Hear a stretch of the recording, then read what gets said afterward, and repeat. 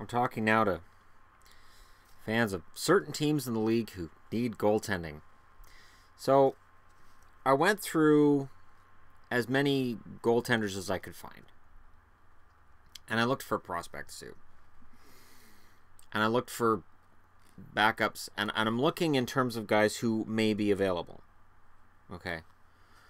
So it's not a great list. These are not goaltenders that you're going to say, man, we're set now, we're going to win the cup. But there are a couple of really decent starters in here. So, and I looked through prospect lists, and for the most part, highly thought of goaltenders, whether they're Islander prospects, Pittsburgh prospects, Washington prospects, I can't see them being on the move because you need to have those guys in the pipeline. You never know what the future's going to bring, so you need to have those guys in the pipeline. And this video is more along the lines of, so who's going to be available to upgrade goaltending for a team going into October? So for teams that are lacking goaltending, top 10 targets. Everybody loves lists. At number 10, I have Peter Budaj. Budaj played great for LA for stretches this year. Went to Tampa and played well. My hesitation with Budaj is it's the first good NHL season he's had in quite a while. He is a decent goaltender. He's a good foot soldier. If a team brings him in to be a backup, I'm totally good with that. But if a team is going to count on him for starting for an extended period of time, that could be a problem. Number 9, and it's hard for me to even write this name out. Kari Lehtonen. He played better at the end of the season than he has since the end of 15-16.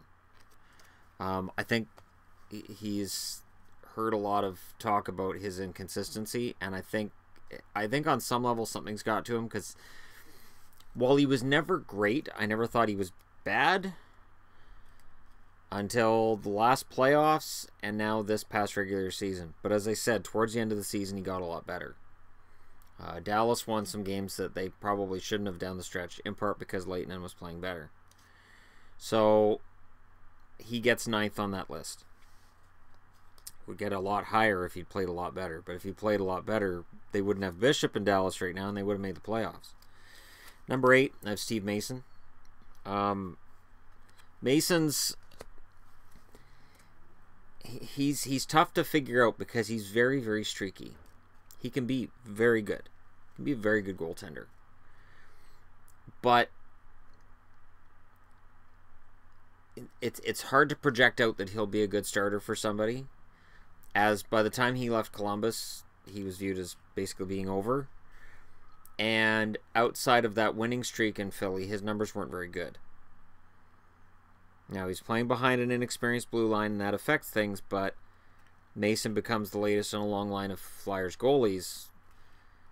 Is he another Bobrovsky? Does he become Vezina candidate somewhere else? I don't think so, but I guess we'll see. For number 7, I have Brian Elliot out of Calgary. He had an iffy season. He had a good a poor start and then a really good finish. And Elliot had a fantastic season the year before in St. Louis, partly due to St. Louis's blue line. And I will admit that up front, a little asterisk there. He is also tough to figure out. But I think Elliot can bounce back under the right circumstance. If it's, let's say Arizona decided to do an upgrade and bring Elliot, I think that'd be a fantastic situation for him. Again, he can be very good in short bursts. I don't know about him for the long haul. Number 6, because I think he's due for a bounce back, I have Yaroslav Halak. Halak played much better at the end of the season for the Islanders than he did at any other point of the season. I think he is going to do his best to prove the Islanders wrong. So wherever he gets traded to, he's going to have a chip on his shoulder, and for that reason, I have him at number 6. I don't know where you send him. And I don't know. I don't know what that does to the Islanders picture, because I'm not a, Berube's going as a free agent. And that just leaves Greiss, which means the Islanders are going to be looking at guys on this list too. At number 5, I have Jimmy Howard. Howard had a great year. He just got hurt. Howard was really, really solid for Detroit. And Detroit fans, I've seen a few of them online saying, well, we should get rid of Mrazek. Mrazek's younger. There's a perception, right or wrong, that he has more potential than Howard. Because Howard's numbers were very good, I think Howard's the one that's going to get moved. I think he'll get you more back right now. And I think there's less risk involved. If Howard can play for any team the way he did for Detroit early in this season, he is a spoiler. He's that guy who's going to be picked up in the middle of July, and fans are going to go, he was, he's a never has been. And he's going to surprise some people. Number 4, I have Ryan Miller. Having watched him play 2 games that he lost in Vancouver this year, he was not the problem. And yet if you looked at the numbers from those 2 games, his numbers were poor. But he wasn't the problem in Vancouver. And if he decides to move on from Vancouver, or the Canucks decide to move on from him, Ryan Miller can still be a starter in the NHL. Honestly, Detroit would be a good spot for him. Okay, if you had Mrazek and Miller, I think that's an upgrade over Howard and Miller or Howard and Mrazek for a full season. And I think Ryan Miller would play really well in Detroit. I think he'd be pretty excited to play for the Red Wings. That being said, he said he wants to play in Vancouver another year. Indications are the Canucks may want him back for another year. We'll see, but if he's available, he's a very good goaltender. He just played behind no defense in Vancouver. Number 3, I have Anders Nilsson. Nilsson's numbers have been very good over the last few years. He just needs a chance to be willing or a chance to show himself. Robin Lehner is the starter in Buffalo. I think they'll keep him as the starter. And I think Nilsson gets moved out. I think Buffalo could bring up Ullmark to play backup to Lehner. And I don't think they get a big downgrade from Nilsson by doing that. I liked Ullmark. I watched a couple of his games last year. I was kind of surprised he didn't get a shot at much of anything this year.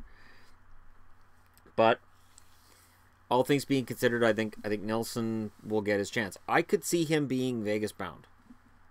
I could see Nilsson being Vegas bound and potentially being for them what goaltenders were the first few years that Minnesota was in the league, where they would pick somebody up and fans would go, "What'd they get him for?"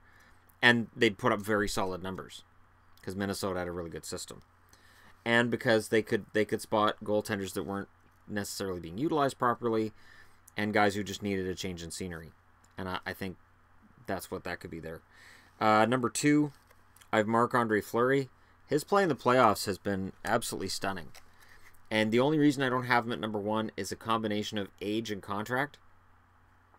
But Fleury is still capable of winning in the playoffs, and that's where, if you're a Flames fan, your ears have to perk up just a little bit. And Jets fans have been complaining a lot about goaltending too. I think Fleury would be a good fit there, but we'll see. I think he can kind of choose where he goes based on the way he's played this postseason. I don't think they'll have any problem getting a good return for him, and I think odds are better than 50-50 that whoever gets him won't regret it. I say that because, when you're getting into goaltenders that are over the age of 30 and they've had injury issues in the past, which Fleury has, that's how Murray got his shot in the playoffs last year. There's no telling how healthy they're going to be. It's part of the reason why I have my concerns with Ben Bishop playing for Dallas. But MarcAndre Fleury is a very good goaltender. And if anything in Pittsburgh, it hasn't been that he's been bad. It's that Matt Murray's been that good. So it's made it so that MarcAndre Fleury is expendable by comparison with Matt Murray. So, I think he'll go somewhere to get a shot at winning. I think that's what he wants to do. And I think whoever picks him up is going to get a very nice piece in terms of being able to get back into that race. Number 1, because they have prospect goalies coming up, because they always have goalies coming up, and because we may have seen weaknesses in their starting goaltender, Philip Grubauer in Washington, I would think based on his numbers this year, based on his numbers all the way through, to me, he's underrated and not talked about enough. I like Grubauer a lot. I think that giving him a starter job would be risky. Obviously risky. Again, I could see Vegas going that way with Washington. Because Grubauer, I haven't seen a game of his where I've said, oh, that's, you know, he's not very good. He's been very good in any game I've watched. And I honestly think that while Holtby is a very good goaltender, and it didn't show as much against Pittsburgh as it did the rest of the season, he had his moments against Toronto.